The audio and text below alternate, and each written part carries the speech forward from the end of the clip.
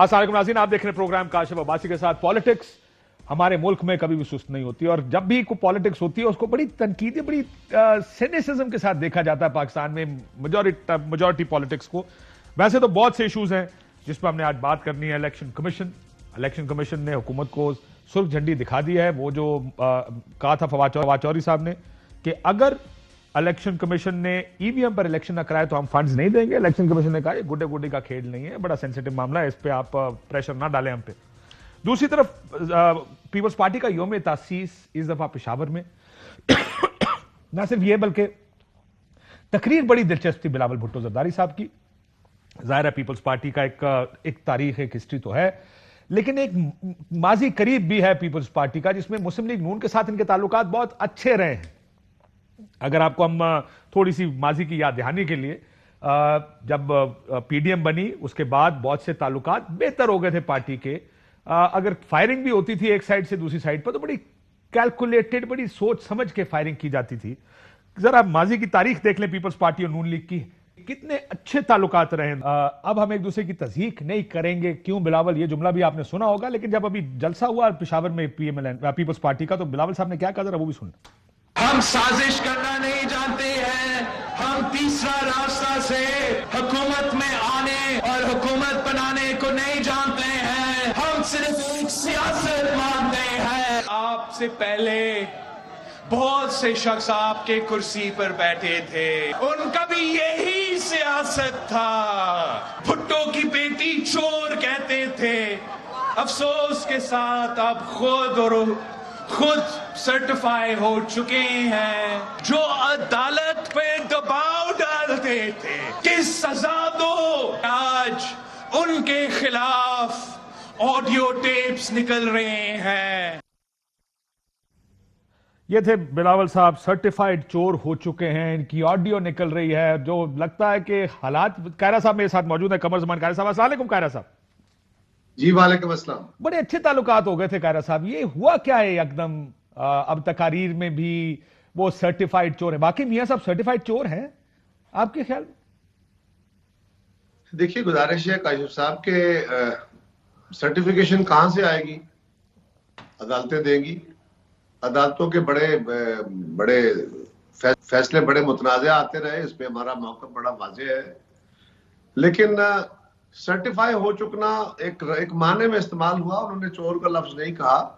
Certify हो चुके हैं मतलब है आज उनके ऊपर बहुत सारे इल्जामात खुद लगे हुए हैं। उन्होंने कहा ये हमें चोर कहते थे, आज खुद सर्टिफाई हो चुके हैं, मतलब सर्टिफाइड चोर ही हो चुके हैं ना, और क्या कह रहे थे? सर्टिफाइड और किस कॉन्टेक्स्ट में कह रहे हैं? नाम लग चुके हैं, वो तो वैलिडेट तो कोई कोर्ट ही करेगा, इल्जाम की बात है। ये मेरा मौक़िफ़ है। दूसरी गुजारिश है काशिफ साहब के, ये यौम तासीस था पीपल्स पार्टी, इसमें पीपल्स पार्टी ने अपनी भी और पार्टी की माजी बयान करना था। आप हमारी तकारीर देख लीजिए, हमने पार्टी के अंदर होने वाली डेवलपमेंट को भी एनालिसिस किया, उस पर एतराज भी उठाए हैं और वे फॉरवर्ड की बातें भी की हैं। माजी में हमारे साथ क्या हुआ उसका जिक्र भी हुआ है।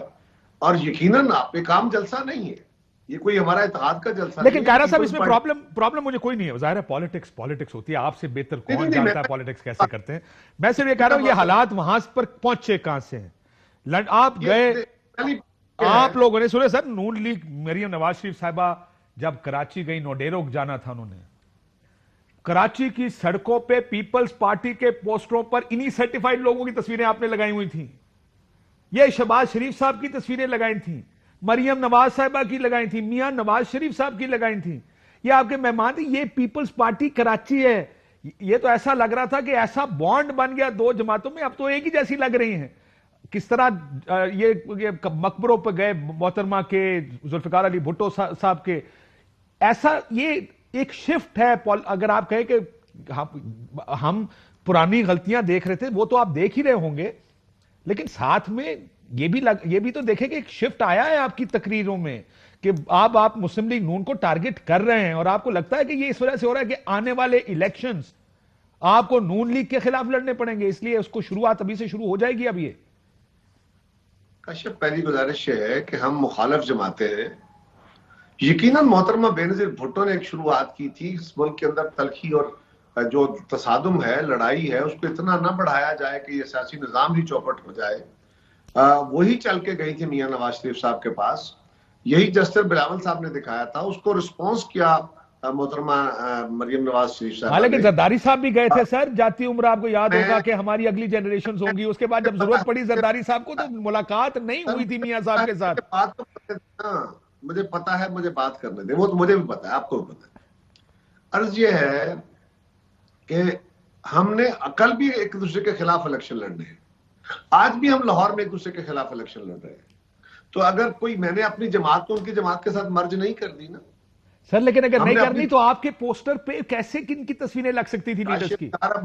मुझे बात करने दोगे तो मैं तुम्हारा सवाल सुन चुका कि कराची की सड़कों पे वो पोस्टर थे जिसपे मियां नवाज शरीफ, शहबाज शरीफ, मरियम शरीफ की तस्वीरें थी, मैं सुन चुका ना, उसका जवाब दे रहा हूं। तो हमने उस तलखी को खत्म करने के लिए बिलाशुबा वो पोस्टर भी आपके पास मौजूद होंगे जिसमें मोहतरमा बेनजीर भुट्टो, जिनके खिलाफ सारे केसेस बनाए गए, उनको शहर शहर अदालत अदालत घसीटा गया, जरदारी साहब को जेलों में रखा गया, वो भी पोस्टर बने हुए हैं।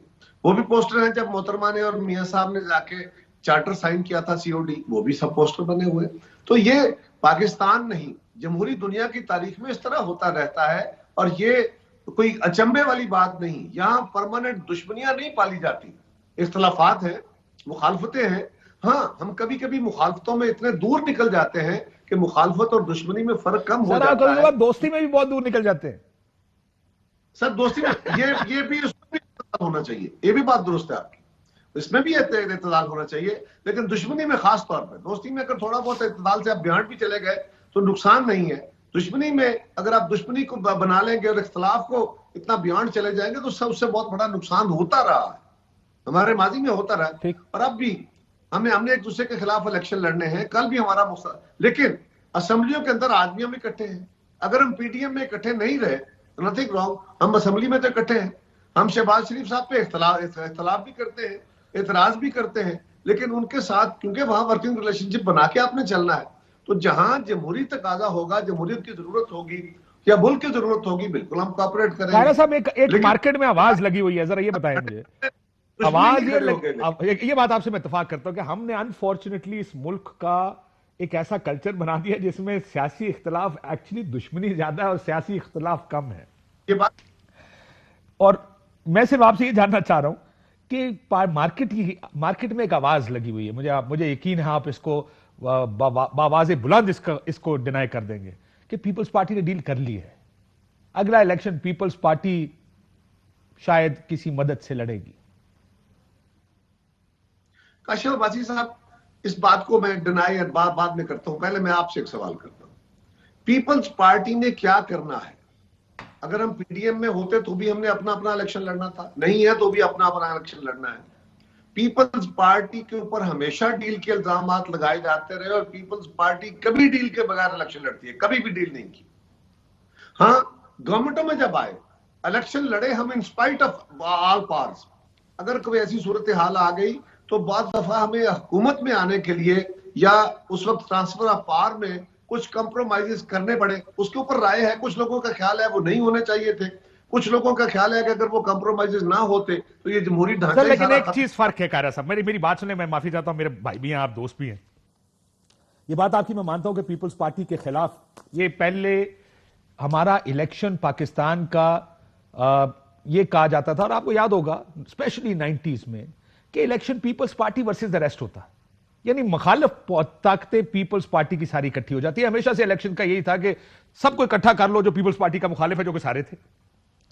अब ये लग रहा है कि Muslim League Noon versus the rest है, कि उनको चूंकि बाहर रखना है, सो हुएवर इज अवेलेबल। मेरी बात सुन लीजिएगा कि इससे पहले आप कभी ऑप्शन इसलिए नहीं थे कि मुस्लिम लीग नून अपना हाथ खड़ा करती थी, सर पीपल्स पार्टी ने उठाना दसिया है, और वो हमेशा उनको हिमायत मिलती थी। फिर तरीके इंसाफ के ऊपर आप लोग क्योंकि सिलेक्टेड कहते हैं तो ये इल्जाम पीपल्स पीटीआई पर लगा कि उन्होंने हाथ खड़ा कर दिया। अब अगर तरीके इंसाफ नहीं है, नून नहीं हो सकती, तो पीपल्स पार्टी तो एक ऑप्शन फर्स्ट टाइम बन के सामने आई है जिस घोड़े पे पैसे लगाए जा सकते हैं।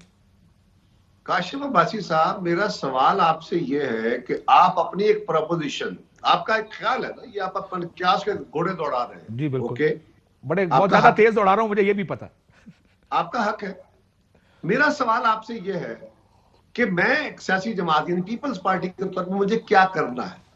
मुझे अगले इलेक्शन में जाना है, उस इलेक्शन में मुझे सीटें जीतने की कोशिश करनी है, मुझे अपने कारकुनों को मुतमईन करना है, मेरी अगर पंजाब में साख खराब हुई है उसको मुझे इंप्रूव करने की कोशिश करनी है, अगर उसके लिए मैं कोई नैरेटिव बिल्ड करता हूं, मैं कोई जलसे करता हूं, मैं को अपनी आजादाना हैसियत लेकर चलता हूं और पीडीएम से मैं निकल चुका हूं, तो उसके बाद मुझे अपनी आजादाना हैसियत में अपने मुखालिफ के ऊपर एतराज भी करना होगा, उसकी जो गलतियां हैं उसको भी उजागर करना वो मेरी करेगा। तो क्या मैं इलेक्शन उसके साथ गुड्डी गुड्डी होकर लड़ूंगा? हाँ, लेकिन सर कुछ लोग जो पार्टियां छोड़ रहे हैं तरीके इंसाफ, वो जाना नून में चाहते थे, चले पीपल्स पार्टी में गए, लोग उसको देखकर भी बड़ा सोचते हैं कि ये कैसे हुआ है। मेरी बात सुने, अब मेरी बात सुने, अब आप मेरी बात सुने। मैं आपसे ये पूछ रहा हूं कि एक सियासी जमात के तौर पे एक है ऑब्जेक्टिव कंडीशन के फलां हो रहा है, फलां हो रहा है, फलां से मीटिंग हो गई है, मुकमका हो गया फलां। तो भाई यहाँ 3 4 5 फोर्सेज हैं इस मुल्क के अंदर, तो अब एक नया एमएमए की तश्कील की बातें हो रही है। अब तो लोग इस तरफ सोच रहे हैं कि यहाँ पे मजहबी जमातों का एक ग्रुप बनाया जाएगा, या बन रहा है। सवाल यह है कि पीपल्स पार्टी को गिवन सर्कमस्टांसिस में क्या करना चाहिए? क्या पीपल्स पार्टी हाथ पे हाथ धर के बैठ जाए, किसी के खिलाफ बात ना करे, कुछ ना करे, जलसे ना करे? क्योंकि इसमें हमें मौलाना फजलुर रहमान साहब के या मियां नवाज शरीफ साहब की जमात के खिलाफ कोई बात करनी पड़ती है। लिहाजा हम बात ना करें तो फिर हम सर्टिफाइड हैं कि हमारी वफादारी मशकूक नहीं है। नहीं, मैं किसी वजह से नहीं कह रहा, मैं किसी कह रहा हूं मार्केट की कोई खबर होती है ना कायरा साहब, मेरी बात सुन लेना। अगर तरीके साहब को आप या इमरान खान को सिलेक्टेड कहते, कोई वजह है को सिलेक्टेड कहते ना, आप भी कुछ देखते होंगे, हम भी कुछ देखते होंगे, हमें को नजर भी आता होगा, कुछ सुनते भी होंगे। ओ भाई मेरा आर्गुमेंट तो सुन लो। मैं आपसे ये पूछ रहा हूं कि मैं अगर एतराज करता हूं तो आप कहते हो कि आप सोलो फ्लाइट की बात कर रहे हो क्योंकि आपका तो मुकमका हो गया है। अच्छा जी, मैं मुकमका नहीं हुआ, मैं साबित करने के लिए क्या करूं? मैं मुस्लिम लीग की मदासराई करूं, मैं मौलाना फजलुर रहमान साहब की तारीफें करूं, मैं इमरान खान साहब को गालियां दूं, तब मेरी जो सर्टिफिकेशन होगी कि मैं जमहूरी हूं। एक भाई के तौर पे एक बात कहता हूं आपको, हम भी सर कायरा साहब मेरी बात सुन लें, मेरी बात सुन। मैं इसलिए आपसे कह रहा हूं कि देखें, हम आप जिस तरह आपसे ही मुलाकातें होती हैं, अभी हम बात करते प्रोग्राम शुरू से पहले, यार लेट्स गेट टुगेदर, को गप लगाएं, ऐसी गप लगाते हैं हम सारे बैठ के। कुछ और दोस्त भी हैं जिनसे हमारी गप लगती है, कुछ लोग हैं जिन्होंने पार्टियां ज्वाइन करनी होती हैं, आगे बताते हैं कि जी उनको क्या कहा जाता है, आपने किधर जाना है, वो कहते हैं मैं जाना इधर चाहता हूं पर जाओ उधर रहा हूं, क्योंकि हमें कोई कह रहा है कि मैं उधर जाऊं। इन्हीं चीजों को देखकर फैसले होते हैं ना सर, मैं को हवा में बात नहीं कर रहा। कोई पर्सन मेंशन करे ना, अब आप जैसा बंदा जिसकी आवाज बड़ी ताकत, कसम ले लें कायरा साहब, आपको फोन करके मैं आपको बंदा का नाम भी बता दूंगा बाद।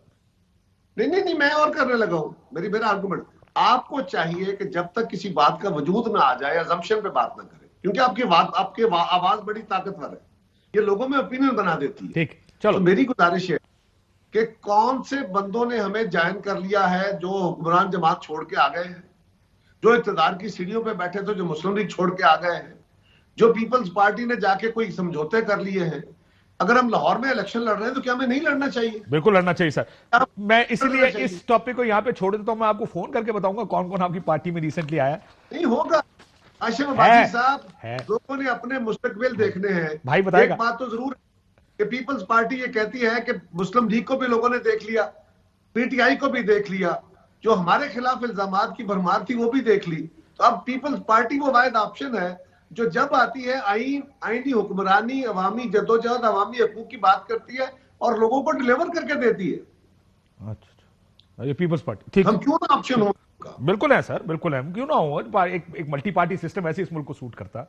आखिर में कायरा साहब, ये वोट कौन खरीद रहा है लाहौर में?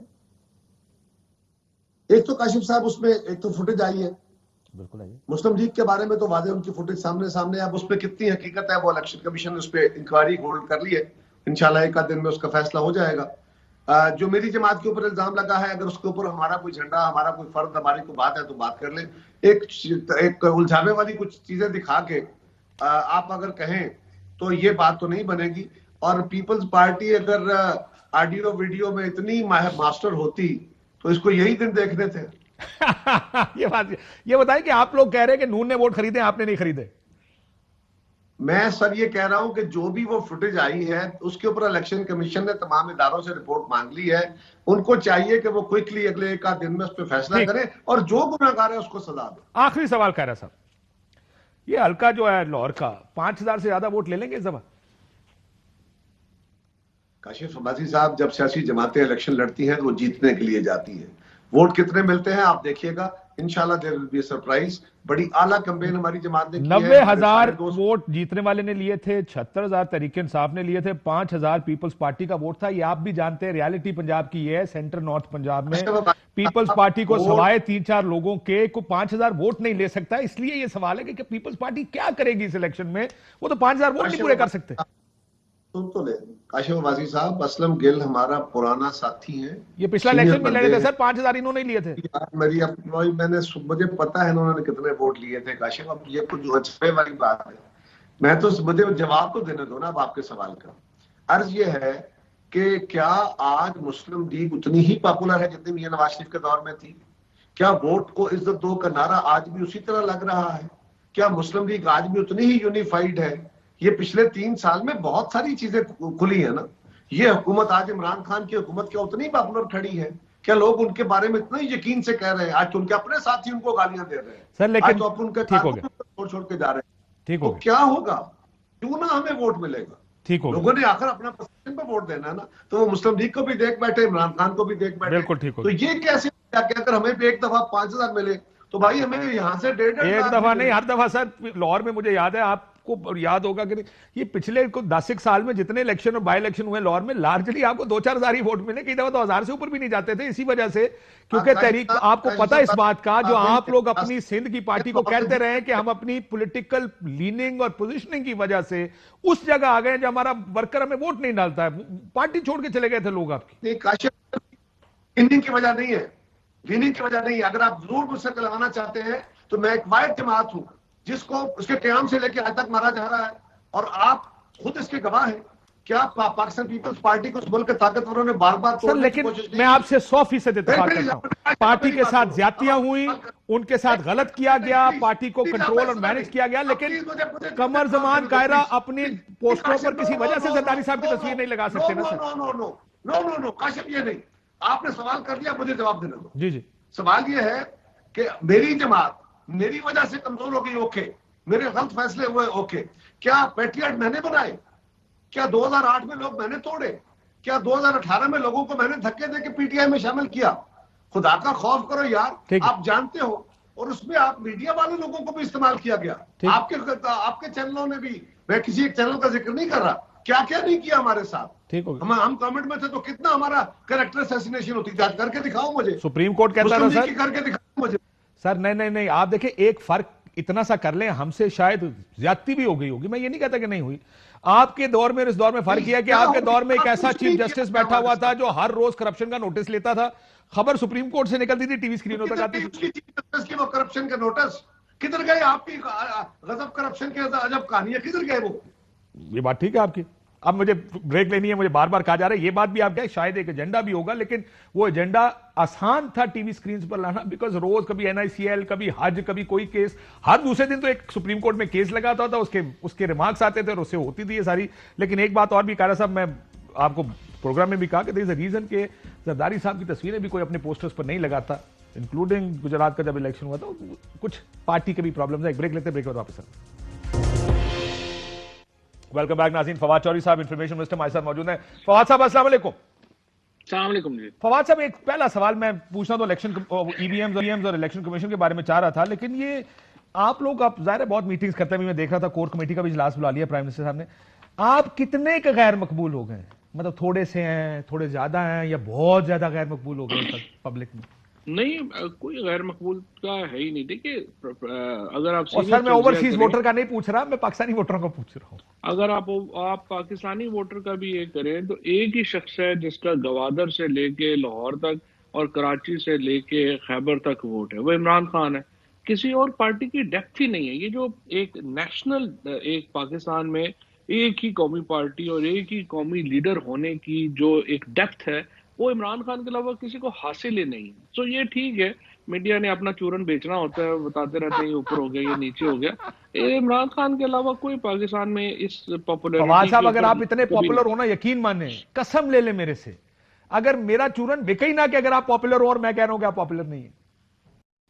नहीं तो आपका नहीं बिक रहा। इस वक्त न्यूज रेटिंग्स आप देखें ना कितने नीचे हैं। तो लोग क्या देख रहे हैं? लोग इस वक्त सबसे ज्यादा स्पोर्ट्स देख रहे थे। अभी सबसे बड़ा तो वर्ल्ड कप, क्रिकेट देख रहे थे, फिर उसके बाद ड्रामे देख रहे थे, उसके बाद नंबर 3 पे एंटरटेनमेंट। आप जरा रेटिंग्स अपने मंगवा के देखें, ARY का जो आपका एंटरटेनमेंट चैनल है, आप उसकी रेटिंग्स और अपने सो न्यूज काफी, चैनल्स की और इसी तरह ये जब बाकी से न्यूज आपकी चैनल्स हुकूमत की आई है और वाकई लोगों ने न्यूज देखनी छोड़ दी है। बिल्कुल, क्योंकि बोर हो गया ना एक ही स्टोरी सुन के। आप लोग भी तो कोई रंग पैदा करें। और सर वो पहले तरीके साहब वाले टीवी बहुत देखते थे, उन्होंने कहा टिप पावर नहीं देखना।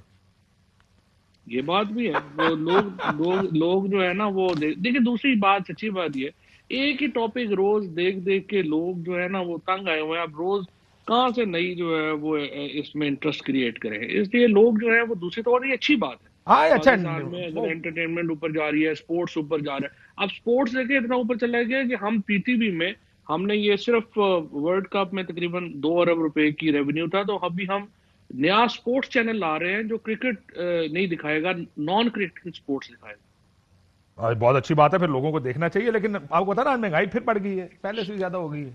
कितनी महंगाई करनी है, कितना लोग बर्दाश्त करें यार। ये आपको एहसास है इस चीज का कि कितना लोग प्रेशर में इस वक्त? देखिए, ये बात आपकी सही है, महंगाई तो हुई है और इसमें जो सैलरीड क्लास है वो इफेक्ट हुई है। लेकिन क्या सारी पाकिस्तान इस तरह से इफेक्ट हुआ है? ऐसा नहीं है। उसकी वजह क्या है? अगर सारा पाकिस्तान उस तरह से इफेक्ट होता तो फिर असूलन ये होना चाहिए था कि हमारी घी की कंजम्पशन कम हो जाती, हमारी डीजल की, पेट्रोल की कंजम्पशन कम हो जाती। आप देखें, इस वक्त डीजल सबसे महंगा है ना, तेल सबसे महंगा है, 26% हमारी डीजल कंजम्पशन बढ़ गई है। हमारी बिजली जो है वो इस वक्त महंगी है, 13% हमारी बिजली की कंजम्पशन बढ़ गई है। इसी तरीके से हमारी घी, दालें, हर चीज की कंजम्पशन जो है वो बढ़ गई है। तो इसका मतलब ये है कि ये सिर्फ जो महंगाई की बात है वो तमाम तबकात के ऊपर उस तरह की नहीं है। मसलन इसकी वजह है ना, मसलन एग्रीकल्चर सेक्टर जो है उसमें 1100 अरब रुपया एडिशनल गया है। इसी तरह से जो टेक्सटाइल इंडस्ट्री है, कंस्ट्रक्शन इंडस्ट्री है, इन तमाम जगहों पे पैसा गया है। अब अनफॉर्चुनेटली वैसे ये जो लॉजिक हमारा, मेरी समझ में कम आ रही है। वैसे फवाद साहब आप तो अच्छे खासे अकलमंद आदमी हैं कि आप ये कह रहे हैं क्योंकि बिजली लोग ज्यादा इस्तेमाल कर रहे हैं, इसका मतलब है कि महंगाई लोगों को इफेक्ट नहीं कर रही। क्योंकि खाना ज्यादा खा रहे हैं तो इसका मतलब है महंगाई को इफेक्ट नहीं कर रही। I mean this argument, don't give this argument to somebody who is already, जो ऑलरेडी इसका ब्रांड ले रहा है। इसका शायद लोग अपनी सेविंग्स में से निकाल रहे हों। लोग खाना नहीं छोड़ सकते, जिसने काम पे जाना है वो काम नहीं छोड़ सकता। वो क्या करेगा? वो पैदल जाएगा दफ्तर? नहीं।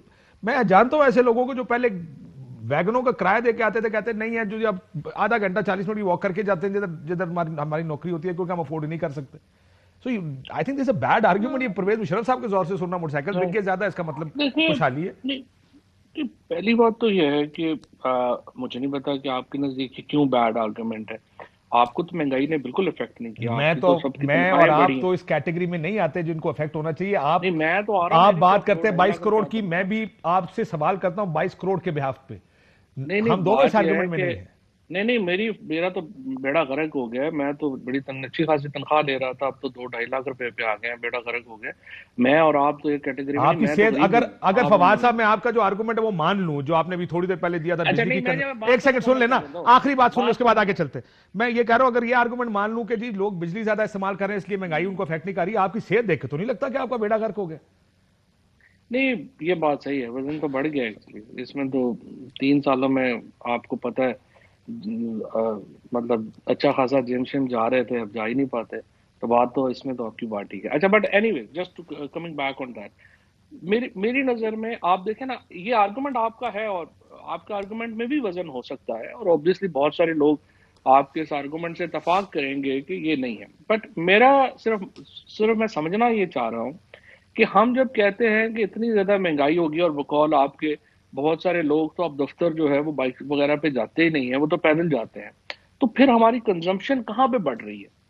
इसी तरीके से जो हमारी मोटर बाइक्स की अगर डबल हो गई है, या गाड़ियों की फरोख्त डबल हो गई है, तो मुझे बताया ना, अगर इतनी गुर्बत है और इतना ज्यादा है, तो फिर आखिर ये कि कहीं फिर तो हमें एक हिसाब लगाना चाहिए ना, फिर तो हमें एक पूरी तहकीक करनी पड़ेगी कि ये सारी चीजें क्यों बढ़ रही हैं, अगर इतने ही बुरे हालात हैं। जो मेरा ख्याल है, which again I could be totally wrong, मेरे ख्याल में मुख्तलिफ सेगमेंट्स जो है ना सोसाइटी के, उनको मुख्तलिफ तरीके से महंगाई का जो है वो असर हुआ होगा। मसलन जो जो हमारी सैलरीड क्लास है, उसको डेफिनेटली इसकी चुभन ज्यादा हुई है। लेकिन जो कुछ क्लासेस हैं जिनकी आमदनी इतनी बड़ी है, उनको शायद उस तरह से इफेक्ट ना हो। ठीक। So this is my argument. I but can be totally wrong. आमदनी वाले एक सेगमेंट कम है, वो लोग जो जो डेली कमाते हैं और महीने के एंड तक वो खर्च भी करते हैं, वो ज्यादा अफेक्टेड है, और वो नहीं, ये सेगमेंट नहीं बहुत है। बड़ा। लेकिन मैं जरा नहीं, ऐसा नहीं है। ये बहस चलती रहेगी। एक लम्हा, एक हाँ। लम्हा, एक लम्हा, ये दुरुस्त ने बात नहीं है ना। हमारी 60% पॉपुलेशन जो है वो एग्रो। वो हमारे अदादो शुमार के मुताबिक एग्रीकल्चर से हाँ। वाबस्ता है, और हमारी सिर्फ 27% आबादी जो है वो सैलरीड और उस तरह की क्लास से वाबस्ता है। सो जब आप ये बात करते हैं कि नहीं ज्यादा है, तो ज्यादा नहीं है फिर, मतलब एज ठीक हो पर गया, अगेन चले। एज पर अर्बन एरियाज में ज्यादा है उस किस्म के, इस तरह कर लेते हैं। ईवीएम्स, इलेक्शन कमीशन ने आपका दबाव मुस्तरद कर दिया है, आपने कहा पैसे नहीं देंगे, तो आप तो कह रहे हैं कि ये तो सुप्रीम कोर्ट से ज्यादा इख्तियार है इनके पास, इलेक्शन कमीशन के पास। अगर वो आपको वो तो अब आपकी बात मानने को तैयार नहीं है, अब अगला स्टेप क्या है हुकूमत का?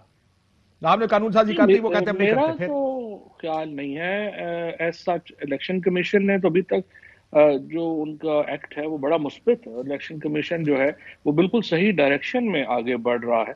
उन्होंने कमेटीज कॉन्स्टिट्यूट की हैं जो इसकी टेक्निकलिटी देख रही हैं, जो जरूरत देख रही हैं, और इलेक्शन कमीशन की भी पूरी कोशिश है कि कानून के ऊपर वो पूरी तरह अमल दरामद करें, जो यकीनन मेरे ख्याल में एक मुस्बत पेशरफ्त है। हम पूरी तरह इलेक्शन कमीशन को अनेबल करेंगे, उनको सपोर्ट करेंगे कि वो इस मामले को आगे लेके चले। लेकिन अगर वो कहते हैं कि नहीं हो सकता, फिर उसके लिए तो फिर पार्लियामेंट को मूव करना पड़ेगा, और पार्लियामेंट को अपने कानून को जो है वो वापस तरमीम करनी पड़ेगी। क्योंकि अभी जो देखिए ना, मैं हूं, आप हैं, बाकी भी तमाम इदारे हैं, हम आर्गूमेंट्स कर सकते हैं, ओपिनियंस कर सकते हैं, लेकिन हमारे यहाँ जब फैसला हो जाता है कि पार्लियामेंट ने कानून बना दिया है, तो फिर उसके ऊपर अमल करना तमाम इदारों के लिए, लेकिन उसके लिए फवाद साहब कैपेसिटी और ये सारे जो लवाजमात हैं ये पूरे होने जरूरी हैं, टेस्टिंग, ट्रायल। कोई मसला नहीं है, इसमें कोई प्रॉब्लम नहीं है। ये 2012 से इलेक्शन कमीशन जो है वो ईवीएम के ऊपर काम कर रहा है, और अब तो सिर्फ उन्होंने ये करना है कि उन्होंने अपनी रिक्वायरमेंट्स की एक एडवर्टीजमेंट देनी है कि हमारी ये रिक्वायरमेंट्स हैं। पूरी दुनिया में ईवीएम लोग बनाते हैं, कंपनीज बनाती हैं, वो इलेक्शन कमीशन के पास लेके अपनी ईवीएम्स आ जाएंगी, इलेक्शन कमीशन उनमें सेलेक्ट कर लेगा। हाँ, लेकिन वो कहते हैं जी बड़े पेपरा रूल्स, जाहिर है वो तो नहीं कहते, उन्होंने कहा बड़े संजीदा नौयत का ये मामला है, जाहिर है पेपरा रूल्स फॉलो करने पड़ेंगे। तो 15 दिन में रूल फॉलो होने, उसमें कौन सी इतनी बड़ी क्या बात। लेकिन आप इस बात पे कायम है कि किया जा सकता है, अगर नहीं इसमें ना वाली गुंजाइश नहीं है। अभी तक चूंकि पार्लियामेंट का कानून बन चुका है, तो ना तो वाली बात तो इसमें है नहीं। सो इसका मतलब अगर इस आने वाले जिमनी इलेक्शन के बाद कोई इलेक्शन आया, कोई बल्दियाती इलेक्शन आया जैसे पंजाब ने अनाउंस किया है, और इलेक्शन कमीशन कहता है कि जनाब ये तो पेपर बैलेट पर ही होगा, तो आप पैसे नहीं देंगे? देखिए ना, हम पैसे जो पाकिस्तान में दे सकते हैं, हुकूमत दे सकती है कानून के मुताबिक। जिस तरह अभी भी आपने देखा कि कोविड के ऊपर बिल्कुल छोटे छोटे एतराजात के ऊपर भी गवर्नमेंट के ऊपर एतराज हुआ, मसलन के आपने PIA से नहीं मंगाई तो एतराज लग गया। तो वो जो मामला आएगा वो हमने, इसलिए लॉ मिनिस्ट्री उसके ऊपर काम कर रही है, लॉ मिनिस्ट्री उस पर आगे बढ़ेगी। बट मुझे नहीं लगता कि जिस तरह मीडिया जितना इलेक्शन कमीशन में और एक पार्लियामेंट में फर्क डालना चाहता है, पार्लियामेंट ने और कह दिया इलेक्शन कमीशन, उतना है नहीं। इलेक्शन कमीशन आपने एक प्रेस कॉन्फ्रेंस की, फवाद साहब देखें, हर फिर साड़ी गलती, चलो असि यह भी मान लेने, आपने कल एक प्रेस कॉन्फ्रेंस की, आपने कहा कि अगर ये नहीं होगा तो पैसे नहीं देंगे। इलेक्शन कमीशन की तरफ से खबर आई, ये संजीदा मामला है, दबाव को मुस्तरद करते हैं, ये गुड्डे गुड्डी का खेल नहीं जिस पर कोई दबाव कबूल करे। मीडिया के जरिए दबाव बढ़ाना या बयानात से ECP मरूब नहीं होगा, ये मैंने नहीं कहा, ये ECP की तरफ से जवाब आया आपको। इलेक्शन कमीशन ने किसको ये कहा? आपको, जिस तरह आप खबरें देते हैं सर, उधर से भी आ जाती है ना खबर। यानी इलेक्शन कमीशन में किसी शख्स ने मीडिया को फोन करके ये बात कही है? That's what I'm assuming, yes. ऐसी कोई बात नहीं। इलेक्शन कमीशन ने हुकूमत के साथ एक कमेटीज क्रिएट की हैं, और इलेक्शन कमीशन पार्लियामेंट के बनाए हुए कवानीन पर अमल दरामद को बिल्कुल मुकद्दम समझता है। चले ठीक, ये बताइए वीडियोस जो चल रही हैं आजकल, एक वीडियो में मरियम नवाज शरीफ साहबा ने मीडिया के फंड्स रोकने की बात की, बड़ा उस पर ऑब्जेक्शन लगा। एक और वीडियो भी आई, वो भी लगता है उन्हीं की है, जिसमें वो कह रही हैं मैं चैनल से बात किया, उन्होंने मेरी बात मान ली, ऑडियो सॉरी माफ करना। और फिर अब कल उसकी भी हेयरिंग थी, जो एफिडेविट आया। ये किधर जा रहा है मामला सारा ऑडियो वीडियोस का? देखिए, पहली बात तो ये है कि अगर ये जो 2-3 आई हैं, एक तो जाहिर है कि चूंकि उन्होंने एतराफ कर लिया कि मेरी वीडियो है, तो उसकी तो फोरेंसिक की जरूरत नहीं रही। वो हमने जुबैर साहब ने दूसरी का भी एतराफ कर लिया है। जुबैर साहब ने दूसरी का भी कर लिया, तो हमने बना दी कमेटी ताकि पता चल जाए कि कितना पैसा उन्होंने दिया लोगों को, कैसे हुआ। क्योंकि देखें ना, हमारा जो पीनल कोड है उसमें ऑफेंस है कि आप सरकार का पैसा अनऑथोराइज्डली यूज करें। तो ये अभी आ जाएगी एक आध दिन में उसकी रिपोर्ट, वो आपके सामने रख देंगे। दूसरा जो मामला है जिसमें फॉर्मर चीफ जस्टिस साहब के ऊपर, वो एडमिटेड नहीं है। अब उसमें ये समझती हैं कि मरियम नवाज समझती हैं कि उनके केस को इससे फायदा होता है। उनका केस 21 तारीख को डिवीजन बेंच सुन रहा है, वो अपनी उसमें बतौर एविडेंस पेश कर सकती हैं और बेंच उसको एवेल्युएट कर लेगा। वो समझेंगे उसकी फोरेंसिक जरूरी है, वो उसकी फोरेंसिक करा लेंगे। And this is how we can move on. एक खबर कल आई थी फवाद साहब 3 महीने वाली, के प्राइम मिनिस्टर ने 3 महीने का सेंसिटिव टाइम है, मुश्किल टाइम है, कोई वजीर बाहर ना जाए। कितना एक मुश्किल टाइम है? देखिए, कोई ऐसी बात नहीं आई थी। प्राइम मिनिस्टर साहब का तो जो गैर जरूरी दौरे हैं और जो इस तरीके से जाते हैं, उसमें हमेशा से ये पॉइंट ऑफ व्यू, मेरा ख्याल है उन्होंने आपसे जो भी उनसे मुलाकात हुई है उनको वो कहते हैं कि नहीं नहीं इसको प्रिजर्व करें, रखें। मेरा पॉइंट ऑफ व्यू वो हमेशा मुख्तलिफ है। मैं समझता हूँ कि प्राइम मिनिस्टर इस वक्त पाकिस्तान के पास एक इंटरनेशनल अगर लीडर है तो वो इमरान खान है, उनको तो बाहर ज्यादा जाना चाहिए। लेकिन मेरी हर बात तो पीएम नहीं मानते, ये भी नहीं मानते। तो इसलिए वो इसी कॉन्टेक्स्ट में बात हो रही थी। इसी को हम पता नहीं किस तरह से, ये हमने पहले भी रिक्वेस्ट की थी मीडिया से कि जराए से इस तरह की खबरें ना लगाएं और वो फिर गलतफहमियां पैदा हो जाती हैं। अब फिर वो हो गया है। अगले 3 महीने फवाद साहब सेंसिटिव हैं या नहीं है, ये बताएं। यहाँ तो हर रोज ही सेंसिटिव होता है पाकिस्तान में। हर महीना हमारे न्यूज चैनल्स जो हैं उनको तो हर रोज कुछ ना कुछ, हर 3 घंटे के बाद खबरें होती हैं, 3 घंटे के बाद कोई ना कोई सेंसिटिविटी चाहिए। तो इसलिए मुल्क जो है वो 72 साल से नाजुक दौर से गुजर रहा है और उसकी वजह मीडिया ही है। देखें, मीडिया जब था तब भी सेंसिटिव दौर से गुजर रहे थे, आज नहीं है तो हम आज है तो तब भी सेंसिटिव। तो गलती सारी मीडिया की है। ये तुसी चंगा कहते हो कि तो साडी गलती है, तो साडी गलती कोई नहीं, ताड़ी गलती। आखिर में इमरान खान साहब जलसे करने का सोच रहे हो कि सुना है कि जलसों का आगाज करने लगेंगे? कल कोर कमेटी की मीटिंग है, उसमें ये भी डिस्कशन जो है वो होगी। खैबर पख्तूनख्वा में चूंकि बल्दियाती इलेक्शन है, वहां की लीडरशिप चाहती है कि प्राइम मिनिस्टर साहब वहां पे हैं, क्योंकि वोट तो जैसा मैंने आगे अर्ज किया इमरान खान के नाम पे पड़ता है। तो जाहिर है कि उनकी कोशिश है कि वो जलसे वहां पे करे। इसी तरह से पंजाब में भी आगे लोकल गवर्नमेंट इलेक्शन जो है वो अनाउंस होने जा रहा है, वहां की लीडरशिप की भी ख्वाहिश होगी। आप तो कह रहे हैं कि बल्दियाती इलेक्शन के कॉन्टेक्स्ट में मुझे ब्रेक लेनी बार बार कहा जा रहा है, बहुत अच्छा। और सब एक ब्रेक लेते हैं नाज़रीन, ब्रेक बाद वापस आते। अहम तरीन खबरें अब एक क्लिक की दूरी पर, आपके पसंदीदा टॉक शोज हों या अहम मुल्की या गैर मुल्की शख्सियात की न्यूज कॉन्फ्रेंसेस, हर लम्हा बाखबर रहने के लिए सब्सक्राइब करें हमारा YouTube चैनल। मौसम की सूरत हाल हो या खेल के मैदान से खबरें, अपने मोबाइल फोन से मुल्की और बैनुल-अक़वामी अहम खबरों तक रसाई के लिए डाउनलोड कीजिए मोबाइल ऐप। बावसूख ज़राए से मुसद्दिका खबरों, तज्ज़ियों और तबसरों से मुस्तफीद होने के लिए विजिट कीजिए पाकिस्तान की सबसे बड़ी न्यूज वेबसाइट www.arvnews.tv। इन सब के अलावा पाकिस्तान का सबसे बड़ा फेसबुक पेज हो, सबसे बड़ा न्यूज इंस्टाग्राम अकाउंट या फिर ट्विटर, ARY न्यूज पहुंचा रहा है खबरें सबसे पहले आप तक, ताकि आप रहें हर लम्हा बाखबर।